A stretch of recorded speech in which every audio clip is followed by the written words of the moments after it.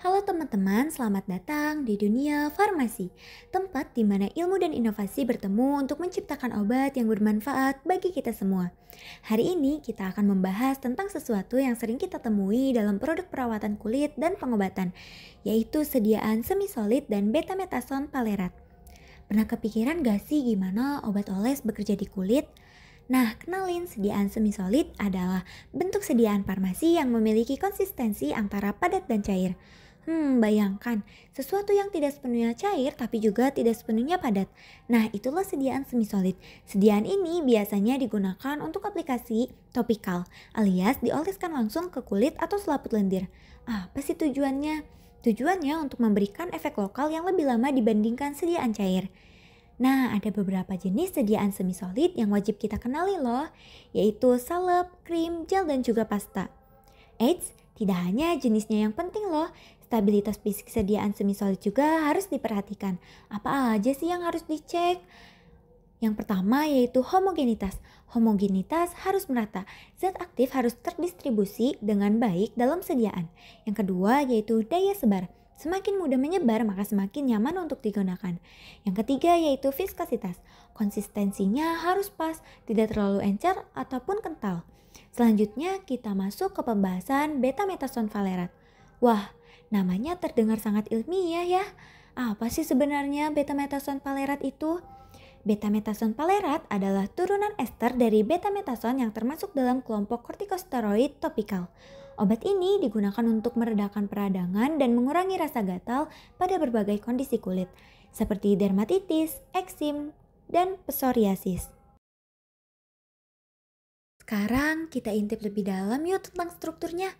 Betamethasone palerat ini memiliki rumus molekul C27H37FO6 dan struktur molekul betamethasone palerat ini terdiri dari inti siklopentano perhidropenantren dengan 4 cincin atau 3 sikloheksana dan 1 siklopentana yang terfusi.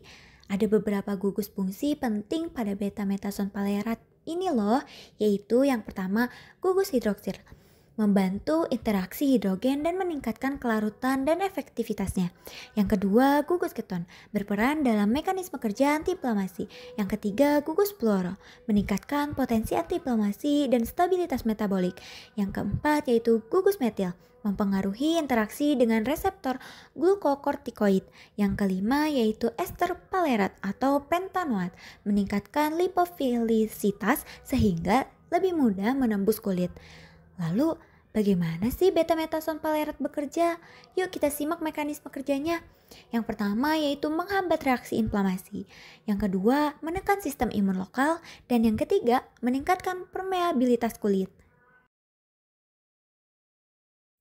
Selanjutnya, ada beberapa metode untuk analisis kualitatif krim betamethasone palerat. Yang pertama, ada uji spektrofotometri UV vis. Krim diekstraksi dengan pelarut organik seperti metanol. Larutan hasil ekstraksi dianalisis menggunakan spektrofotometer UV vis untuk melihat puncak serapan khas betamethasone palerat pada panjang gelombang tertentu. Metode kedua ada kromatografi lapis tipis atau KLT. Sampel diekstraksi dengan pelarut organik, kemudian ditotolkan pada lempeng KLT dengan fase diam silika gel. Fase gerak yang sesuai digunakan untuk memisahkan komponen. Dan noda betamethasone palerat dapat dibandingkan dengan standar berdasarkan nilai RF. Yang ketiga, ada spektrofotometri inframerah atau FTIR. Sampel dikeringkan dan dicampur dengan kalium bromida untuk membentuk pelet.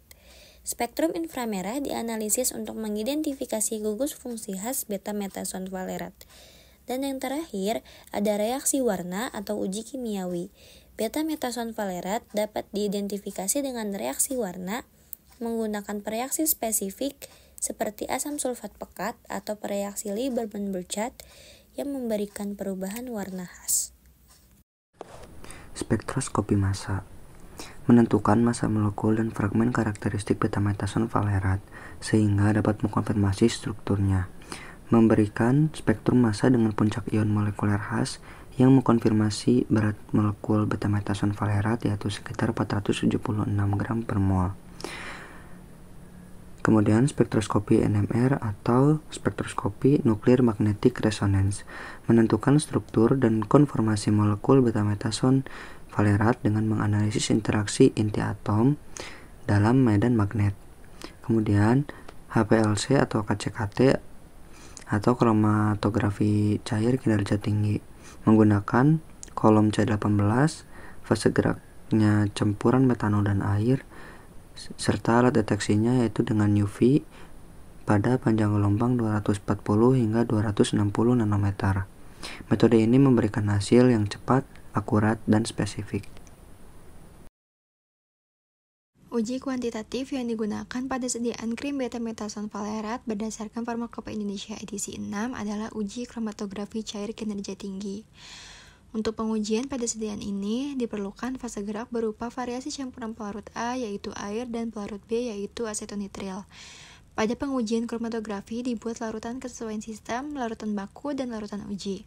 Lalu diukur semua respon puncak, kemudian dihitung persentase beta-metason dalam krim. Syarat kadar beta-metason valerat yaitu mengandung tidak kurang dari 97% dan tidak lebih dari 103%. Untuk melakukan analisis kuantitatif beta-metason valerat, diperlukan baku standar yang sesuai. Di Indonesia, baku standar ini dikenal sebagai Baku Pembanding Farmakope Indonesia atau biasa disebut dengan BPFI. BPFI dikelola oleh Badan Pengawas Obat dan Makanan yang biasa disebut dengan BPOM dan dapat diperoleh melalui situs resmi Invalabs. Menurut data yang tersedia, beta-metason valerat dengan kode B02140027 tersedia dalam bentuk BPFI dengan berat 200 mg untuk keperluan kuantitatif. Obat berperan penting dalam dunia kesehatan. Salah satunya kombinasi dari betametason dan dexclorpheniramine maleat yang sering digunakan dalam bentuk tablet. Betametason memiliki efek antiinflamasi, sementara dexclorpheniramine berfungsi sebagai antihistamin untuk mengatasi alergi dan gatal. Betametason valeat sebagai kortikosteroid yang mengandung fluor memiliki daya kerja yang tinggi, namun penggunaan jangka panjang dapat menyebabkan efek samping seperti pelebaran kapiler dan atrofi kulit. Dalam sebuah jurnal yang berjudul Penetapan Kadar Betametason Valeat pada sediaan krim betametason 0,1% secara kromatografi cair kinerja tinggi, dilakukan analisis kadar betametason valeat pada sediaan krim dengan bejana kromatografi, detektor UV 254, dan KLT. Ada pula bahan-bahan yang digunakan pada percobaan kali ini, diantaranya betametason valeat, triamcinolone acetonida, 5 sampel krim wajah yang diperoleh dari klinik kecantikan, plat TLC, silika gel, aquades, asam asetat glaseat, atel asetat, metanol, dan asam sulfat pekat. Prosedur pertama yang dilakukan untuk penetapan kadar betametason valerat pada sediaan krim adalah dengan penentuan panjang gelombang maksimum menggunakan larutan standar dan larutan uji yang sudah dibuat. Kemudian diukur menggunakan detektor UV pada panjang gelombang 200-400 nm. Karena betametason valerat memiliki gugus kromofor dan ausokrom, hasilnya menunjukkan bahwa panjang gelombang maksimum betametason valerat adalah 244 nm. Selanjutnya, identifikasi kandungan kortikosteroid topikal di dalam sediaan krim itu menggunakan kromatografi lapis tipis.